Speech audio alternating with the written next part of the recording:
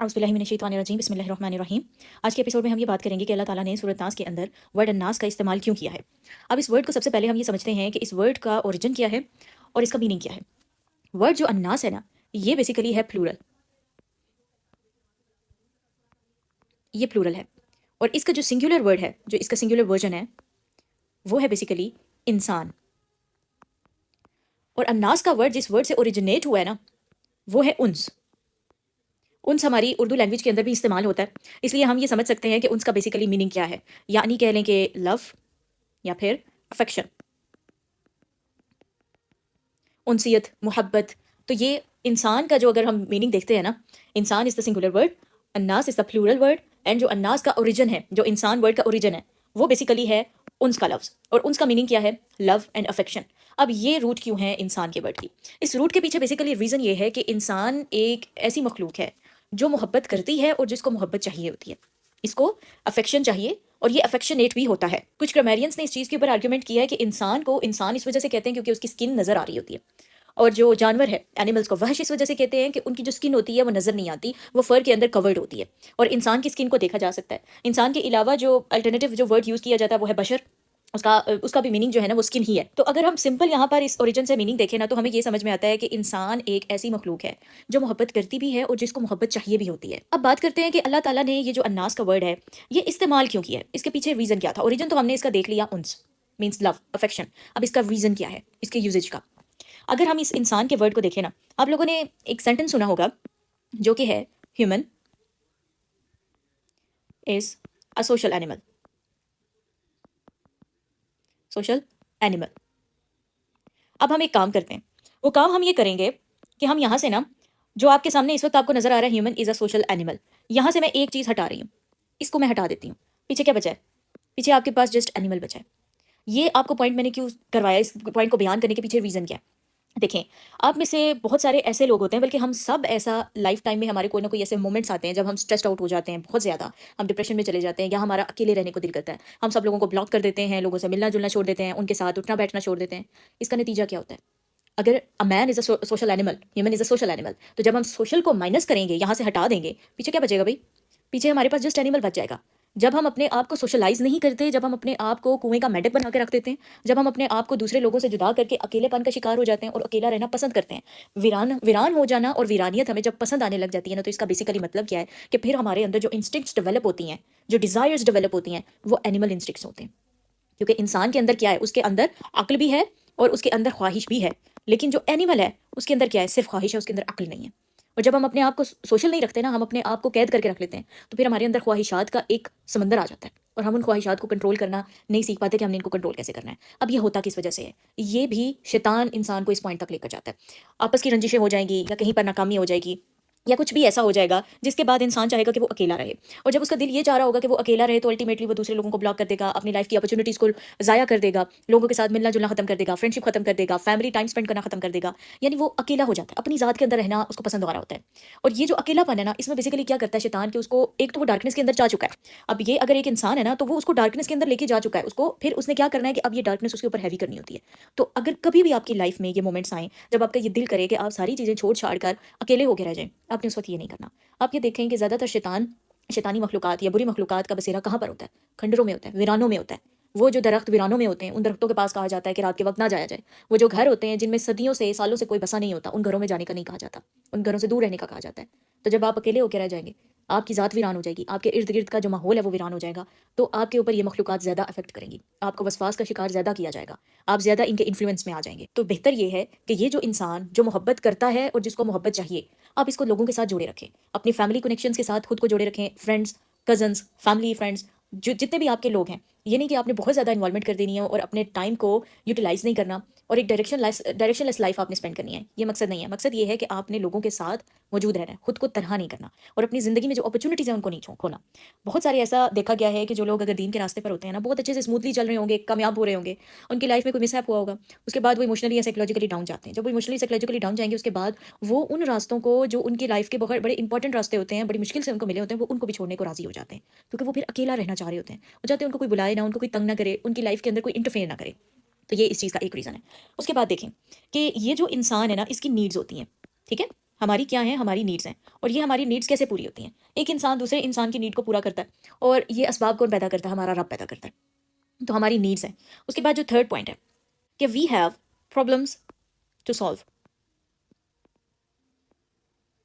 اس کا کیا مطلب ہے؟ ہماری زندگی میں پرابلمس آتی ہیں، اور یہ پرابلمس ہمیں کون دیتا ہے؟ انسان ہی دیتے ہیں. ہماری زندگی میں کوئی نہ کوئی تلخی، کوئی نہ کوئی مشکل کسی نہ کسی انسان کی وجہ سے ہی ہو رہی ہوتی ہے. تو پھر اس صورت میں ہمیں کیا کرنا ہے؟ آپ نے کبھی بچوں کو کھیلتے ہوئے دیکھا ہے، اور وہ بچے اگر آپس میں کھیلتے کھیلتے لڑ پڑیں، ایک کسی دوسرے بچے کو مارے، تو وہ کیا کہتا ہے کہ میں جا کے تو اپنے فادر کو بتاؤں گا، ٹھیک ہے، یا پھر میں جا کے تمہارے بابا کو بتاتا ہوں کہ تم نے کیا کیا ہے. مسئلہ کیا ہے کہ جو بچہ ہوتا ہے نا، وہ ہائر اتھارٹی کے پاس جاتا ہے اور جا کے بتاتا ہے کہ آپ کے اس بچے نے میرے ساتھ کوئی ایسا مسئلہ کیا جو اس کو نہیں کرنا چاہیے تھا، اس نے مجھ پر ہاتھ اٹھایا ہے، یا مجھے بلی کیا ہے، یا کچھ بھی ایسا، یا میرے کھلونے کو توڑ دیا ہے. جا کس کے پاس رہا ہے؟ وہ ہائر اتھارٹی کے پاس جا رہا ہے، تاکہ وہ دوسرا بچہ جس نے اس کی لائف کے اندر پرابلم کریٹ کی ہے، اس کے جو فادر ہیں اس پرابلم کو سالو کر سکیں. اب ہم انسان ایک دوسرے کی لائف میں پرابلمس کریٹ کرتے ہیں. ہم ایک دوسرے کے لیے پرابلم جب کریٹ کرتے ہیں تو ہائر اتھارٹی کون ہے؟ ہمیں کس کی طرف جانا ہے؟ کون ہے جو انسانوں کو کنٹرول کرتا ہے؟ اللہ. ہمیں اپنے رب سے رجوع کرنا ہے. آسمانوں کا مالک اللہ ہے، زمین کا مالک اللہ ہے، اور جو ان دونوں کے درمیان ہے ان سب کا مالک اللہ ہے. اور مالک کا مطلب کیا ہے؟ دا فل اتھارٹی. اس کے پاس فل اتھارٹی ہے، کنٹرول ہے اس کے پاس. تو جب بھی ہماری لائف میں انسانوں کی وجہ سے کوئی پرابلم آئے تو ہم نے اپنے رب سے رجوع کرنا ہے، اس مالک سے رجوع کرنا ہے جو ہمارا بھی رب ہے اور ان کا بھی رب ہے. یہ تھا ہمارا تھرڈ ریزن. اب اس کے بعد بات کرتے ہیں کہ اللہ تعالیٰ نے الناس ورڈ کو ریپیٹ کیوں کیا ہے. لاسٹ لیکچر میں بھی میں نے آپ کو بتایا تھا کہ یہ ہو سکتا تھا ملکہم الہہم، ملکہم کہ اس کا رب، اور الہہم کہ اس کا الہ، ملکہم سوری کہ اس کا مالک، اور الہہم اس کا الہ. لیکن اللہ تعالیٰ نے یہ جو ہم کا پروناؤن ہے یہ نہیں یوز کیا. یہ ہم کا پروناؤن کہ ان کا مالک اور ان کا رب، ان کا الہ، یہ اللہ تعالیٰ نے نہیں استعمال کیا. اللہ تعالیٰ نے استعمال کیا الناس، اور یہ 3 دفعہ استعمال ہوا ہے. اس کے پیچھے ریزن پتہ کیا ہے؟ یہ رینکس ہیں بیسیکلی، رینکس آف پیپل. یہ لوگوں کے رینکس ہیں. 3 ڈگریز ہیں اس کے اندر. اب 3 ڈگریز سے کیا مراد ہے؟ 3 ڈگریز سے مراد ہے کہ دیکھیں، جب ہم بات کرتے ہیں نا قل اعوذ برب الناس، دیکھیں ایک میجورٹی ہے لوگوں کی جو اللہ کو رب مانتی ہے، رب الناس. پھر کچھ ایسے ہیں ان میں سے جو اللہ کو ملک مانتے ہیں، ان ہیلدی باؤنڈریز کے اندر اندر رہتے ہیں، ان باؤنڈریز کو کراس نہیں کرتے. اللہ تعالیٰ کے ملک ہونے پر اطمینان ہوتا ہے، انہیں سکون ہوتا ہے، اور اللہ تعالیٰ جو فیصلہ کرتے ہیں اس پر وہ راضی برضا رہتے ہیں. ایسا ہے. اور اس سے نیکسٹ لیول آتا ہے پھر الہ کا. پہلا لیول کیا ہے ہمارا؟ کہ کچھ لوگ ہوں گے جو اللہ کو رب مانیں گے، یہ لیول نمبر 1 ہے. پھر اس کے بعد ہے ملک. کچھ لوگ ہوں گے جو اللہ کو ملک مانیں گے، اللہ تعالیٰ کی فل اتھارٹی کو ایکسیپٹ کریں گے. دین ہے کہ کچھ لوگ ہیں جو اللہ کو الہ مانتے ہیں، اور یہ تھرڈ کیٹیگری ہے. ہم کس کیٹیگری کے اندر فال کر رہے ہیں؟ اگر آپ دیکھا جائے نا تو جو میجورٹی ہے نا وہ اس کیٹیگری کے اندر فال کر رہی ہے. میجورٹی کہ وہ اللہ تعالیٰ کو اپنا رب مانتے ہیں، کہ ہمیں پال پوس رہا ہے ہمارا رب. رب کے میننگ کیا تھے؟ رب ہمارا ملک ہے، رب ہمارا سید ہے. ملک کا مطلب کیا ہے کہ ہمارے اوپر فل اتھارٹی صرف ہمارے رب اللہ کی ہے.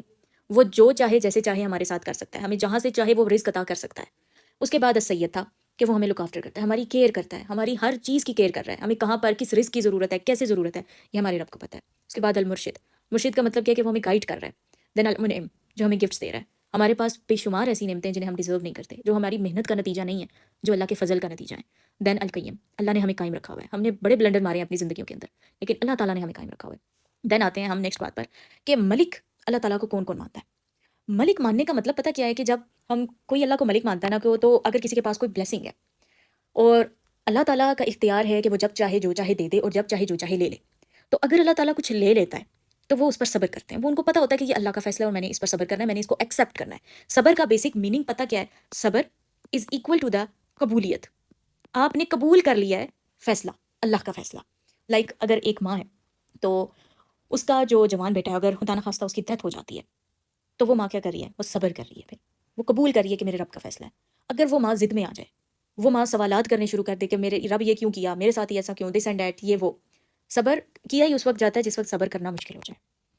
صبر ابتدا میں ہی کیا جاتا ہے، انتہا میں نہیں کیا جاتا. جب آپ کی مشکل کی ابتدا آئی ہے نا اسی وقت صبر شروع ہو جاتا ہے. اور صبر کا مطلب ہے قبولیت، کہ آپ نے ایکسیپٹ کر لیا اللہ کے فیصلے کو. اچھا اب یہاں پر میں ایک چیز ایڈریس کرنا چاہوں گی، صبر اور برداشت کا فرق. صبر اور برداشت میں کیا فرق ہے؟ ہماری جو بڑی عوام ہے نا وہ برداشت کر رہی ہے، وہ صبر نہیں کر رہی. اب ان دونوں کا فرق کیا ہے؟ برداشت ورسز صبر. اس کا مطلب یہ ہے کہ جب برداشت کی بات آتی ہے نا تو یہ ہم اس وقت کرتے ہیں جب ہماری لائف میں کچھ بھی ایسے سرکمسٹانسز آ گئے ہیں جن کو ہم سمجھ نہیں پا رہے، جن کو ہم ڈیل نہیں کر پا رہے، ہم اپنی ضروریات نہیں بتا پا رہے، ہم دوسرے کو یہ نہیں بتا پا رہے کہ ہم تھک چکے ہیں، یا ہمیں ریسٹ چاہیے، یا ہمیں مارجن چاہیے اپنی لائف کا، یا ہماری یہاں پر یہ نیڈ ہے، ہم اس کو یہ نہیں بتا پاتے. مطلب کیا ہے کہ ہمیں کمیونیکیٹ نہیں کرنا آتا، ہمارا کمیونیکیشن اسکل ڈیولپ نہیں ہوتا کہ ہم ایتھیکلی دوسرے کے ساتھ کمیونیکیٹ کر سکیں. اگر ہم بولتے بھی ہیں کمیونیکیٹ بھی کرتے ہیں تو وہ یہ انداز ہوتا ہے جیسے دوسرے کو پتھر مارا جا رہا ہو. تو جب آپ کسی کو پتھر ماریں گے تو اس کے بعد اگلا ڈیفینسو ہو جائے گا, وہ اپنے آپ کو ڈیفینڈ کرے گا. میاں بیوی کے رشتے میں بھی ایک بات کہی جاتی ہے کہ جب آپ کسی بات پر آرگیومنٹ کر رہے ہو نا, یا کوئی ڈسکشن آپ کی چل رہی ہو, تو اس وقت آپ نے سیکنڈ پرسن کو یہ نہیں کہنا کہ تم نے یہ کیا یا تمہاری وجہ سے یہ ہوا ہے. جب آپ یہ یو کا ورڈ یا تم کا یا آپ کا ورڈ استعمال کر لیتے ہیں اور بلیم اس کے پرسن کے اوپر اس کو فیل ہوتا ہے نا, اس کے بعد وہ ڈیفینسو موڈ کے اندر آ جاتا ہے اور پھر وہ جاتا ہے کہ خود کو ڈیفینڈ کرے, اور پھر آپ کا وہ آرگیومنٹ کہیں بھی کسی نتیجے پر نہیں پہنچتا.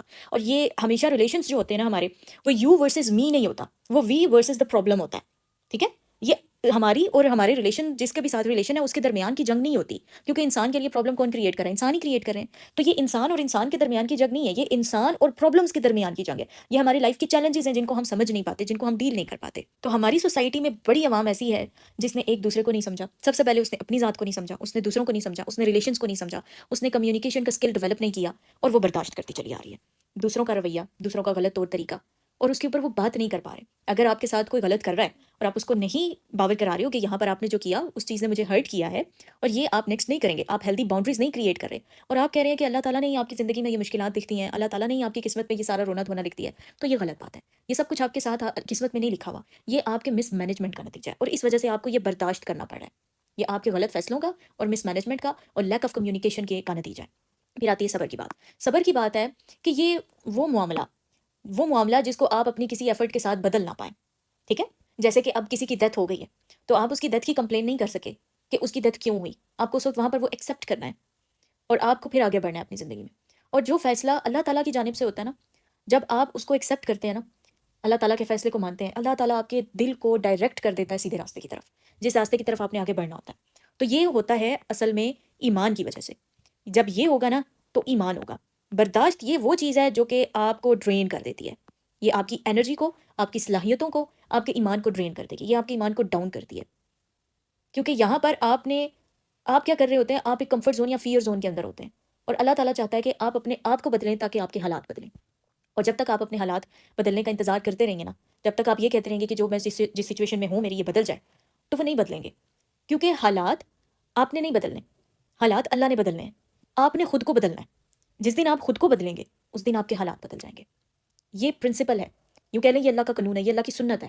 جس دن آپ خود کو بدلیں گے, اپنے سٹیپس لیں گے, چاہے وہ بیبی سٹیپس ہوں, اللہ آپ کے حالات بدلنا شروع کر دے گا. اور with the passage of time, کچھ ایفرٹ کے بعد آپ دیکھیں گے کہ آپ کی لائف ٹوٹلی چینج ہو چکی ہوئی ہوگی. تو صبر اور برداشت کا یہ فرق جان کے جئیں. اس کے بعد آتا ہے کہ جب اللہ کو ملک مانا ہے تو ہمیں یہ پتہ ہے کہ یہ جو ہے نا, یہ مائنورٹی ہے, یہ میجورٹی نہیں ہے. ایسا ہی ہے, میجورٹی اللہ کو رب مانتی ہے اور رب بھی مکمل نہیں مانتی.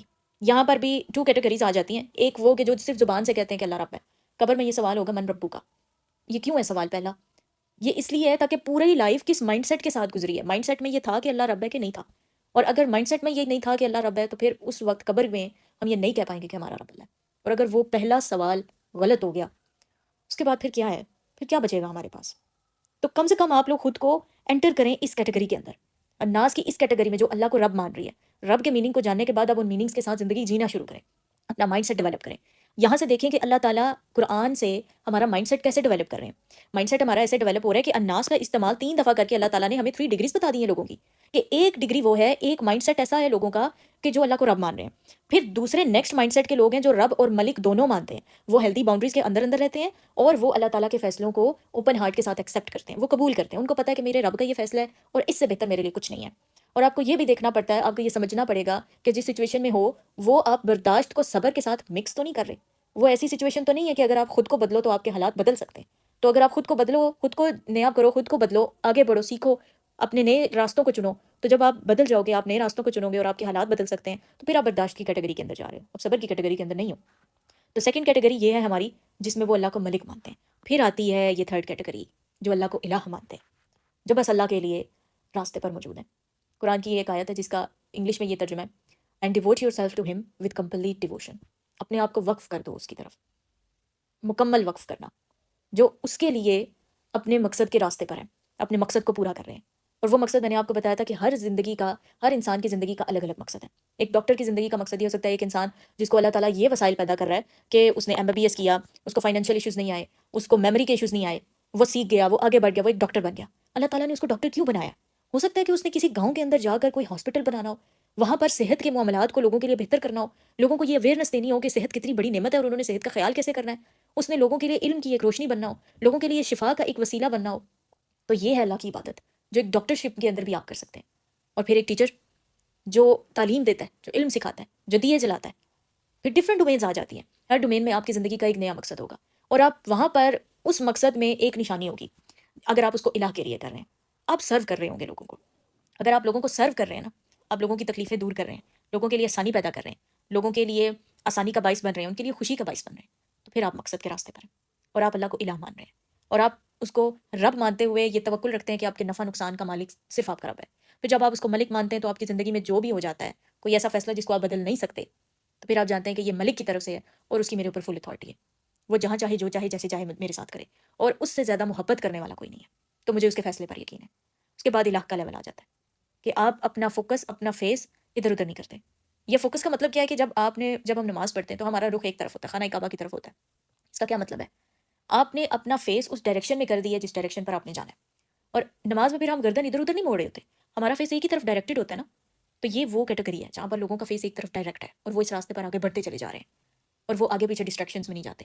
ہو بھی جاتا ہے کبھی کبھار ڈی ٹریک ہو جاتے ہیں، لیکن ان کا مقصد ان کو دوبارہ راستے پر لے آتا ہے۔ وہ گرتے ہیں، وہ پھر سنبھل جاتے ہیں، وہ پھر گرتے ہیں، وہ پھر سنبھل جاتے ہیں، ان کی توبہ ٹوٹتی ہے، وہ پھر سے کر لیتے ہیں، وہ دوبارہ سے راستے پر آ جاتے ہیں۔ تو یہ ہے ریزن کہ اللہ تعالیٰ نے سورۃ ناس کے اندر ناس کا لفظ استعمال کیوں کیا، اس سورت کا نام ہی سورۃ ناس کیوں ہے؟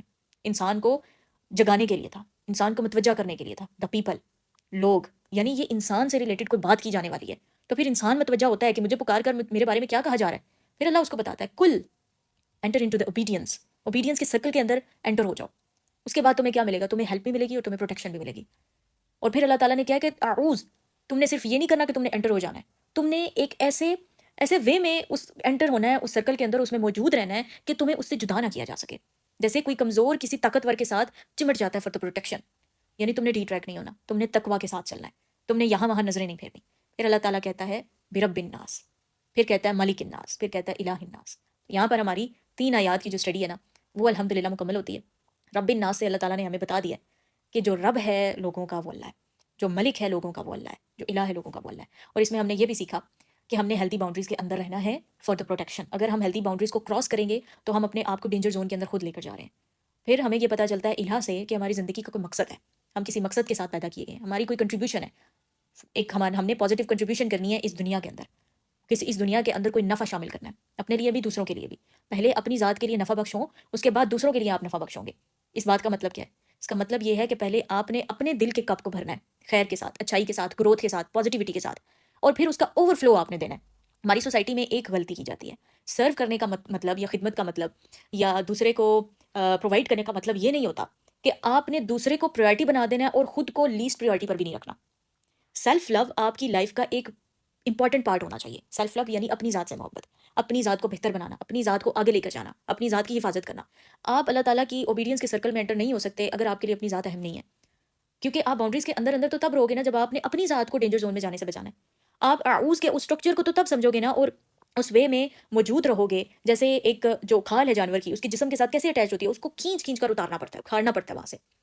تو جب آپ اپنے ذات کے لیے اہم نہیں ہو تو آپ خود کو ڈینجر زون میں لے کر جاؤ گے، آپ اوبیڈینس کے سرکل میں نہیں رہو گے۔